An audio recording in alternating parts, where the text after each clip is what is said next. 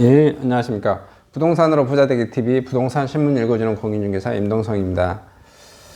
오늘은 무등일보 2019년 7월 1일자입니다. 월요일이고요. 이제 하반기 또 첫 주 시작합니다. 무등일보에는 고분양가 논란 보도 후 청와대 국민청원이 잇따라 올라 허그 분양가 규제 개선 요청 이렇게 되어졌습니다. 최근 광주 광역시 아파트 고분양가 논란 확산되고 있는 가운데 광주 고분양가를 잡아달라는 청와대 국민청원이 잇따라 올라온 눈길을 끌고 있습니다. 지난달 27일 청와대 국민청원 홈페이지에 A사의 광주 고분양가 제재 요청합니다라는 내용이 국민청원에 게시됐고요. 이 청원은 오늘 27일까지 진행하여 1일 오후 4시 현재 184명이 동의했네요. 청원 네이버 공공씨는 저는 광주에 살고 있는 30대 시민입니다. 고분양가로 광주 분양시장 질서를 어지럽히고 있는 A사에 대해 질타를 하려고 합니다. A사는 지난 5월 아파트 분양하려고 6월에 계약을 시행했다며 문제는 광주 부동산 시장이 정서와 맞지 않게 일반 분양가를 평당 1,600만 원 이상으로 해 34평 기준으로 5억 중반이 훌쩍 넘었다는 글을 올렸습니다. 현대산업개발의 아이파크죠. 그 터미널 옆에 있는 농성동. 농성동이 아니라 이게 화정동인가요? 화정동? 예. 사실은 1600평, 평당 1600이나 1700이 다 되죠. 예. 이 청원인은 분양가가 높은 곳은 둘째 치더라도 그만한 상품 가치가 없다고 생각합니다. 더더군다나 일군 건설업체가 광주에 이 가격으로 분양했으니 다른 건설사들도 뒤이어 분양할 단지에 이 이상 가격으로 분양가를 매길 것으로 주장했습니다. 청원인은 결국 광주 시민은 모든 것을 부담하게 되고 광주 시민이 봉된다 이거죠. 그 이익은 건설사와 시행사가 가져가게 된다며 이런 말도 안 되는 분양 가격을 인정해주는 주택보증공사 허구도 이해가 안 된다. 상품성은 따지지도 않고 분양가 관리지역이 아니라는 핑계로 이 가격에 분양보증을 해준다는 것은 일반 시민으로서 납득이 되지 않는다고 강조했다. 이어 아예 이 청원인은 존경하는 문재인 대통령님, 저희 시민들의 마음을 너그럽게 이해해 주시고 이러한 고분양가로 대기업 또는 시행자가 폭리를 취하는 것을 방지해달라며 상품의 가치에 따라 아파트 분양가를 책정할 수 있도록 허그 분양가 규정을 개정해달라고 요청했습니다. 앞서 지난달 12일 국민청원 홈페이지에도 광주광역시 아파트 분양시장이 투기장으로 변하고 있습니다. 투기과열지구에 지정해주세요라는 국민청원이 게시됐습니다. 오늘 12월까지 진행되는 이 청원에 이날 현재 1,206명이 동의했습니다. 청원인 네이버 공공씨는 광주광역시 아파트 분양시장이 터무니없는 고분양가로 투기판이 되어 가고 있다며 최근 일부 건설사들이 말도 안 되는 고분양가를 책정해 광주 시민을 분노케 하고 있지만 아무도 제지하지 않는 서구청도 문제가 심각하다고 생각한다고 말했습니다. 이 청원인은 이런 말도 안 되는 고분양가에 지난해 1년 동안 광주 아파트 가격을 평균 30% 이상 급등시키고 투기장으로 만들어버린 자기 배만 불리는 건설사 선동하고 있다고 생각한다며 지금 당장 광주를 투기과열지구로 지정해야 한다며 부디 빨리 투기과열지구로 지정해 주시길 바란다고 주장했습니다. 박석호 기자입니다.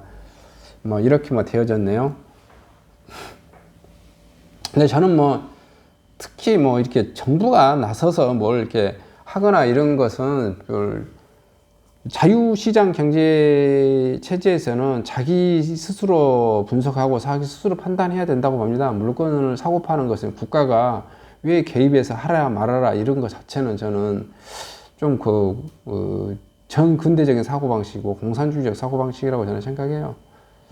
고분양가로 책정해서 미분양 나서 건설사가 망한 것도 그 건설사가 알아서 할 문제고, 예를 들어서 멍청이처럼 그 고분양가 주고 산 사람 있으면 그냥 호구처럼 그냥 사시는 거고, 자기가 분석해서 살 것이면 사고 안 살 거면 안 사고 이런 시장에서 정해져야지 국가가 이걸 개입하고 이런 것은 좀 그렇거든요. 국가가 개입할 것은 어디만 개입해야 되냐면 그 국민임대 아파트 있잖아요. 거기만 개입해야 돼요. 거기 우리가 말하는 11평, 13평, 15평, 17평형 이런데, 즉 5제곱미터 이하, 23평 이하, 23평 미만 요런 데만 국가가 개입을 해서 정말 서민이 가난하고 한 사람들 여기에서 그런 것은 가격이 못 오르게 이렇게 규제를 좀 하고 아니면 정부가 보조금 주고 이렇게 하는 것이지 24평 이상 일반 중산층이 살 것은 알아서 판단하면서는 된다라는 주장 그런 사고 방식이거든요.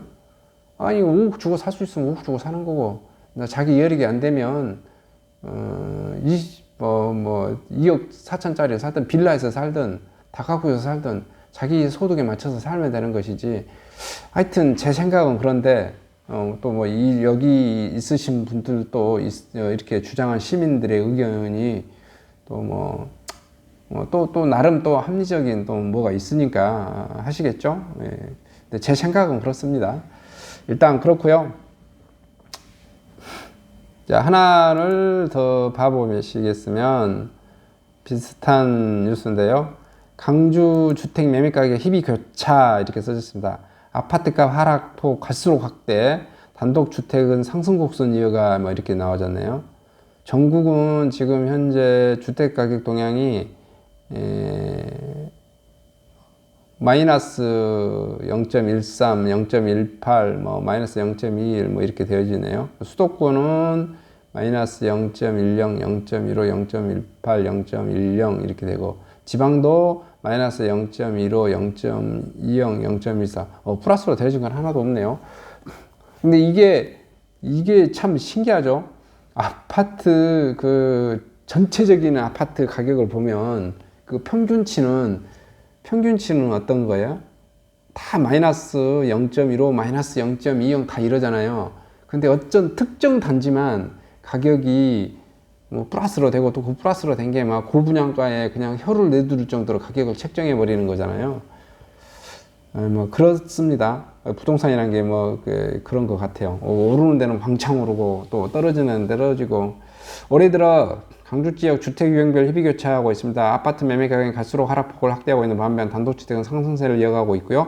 1일 한국감정원 2019년 6월 주택가격 동향에 따르면 지난 6월 강주 지역 주택 종합 매매 가격이 0.04 떨어져 있고 지난 5월 마이너스 0.2보다 하락폭이 커졌습니다.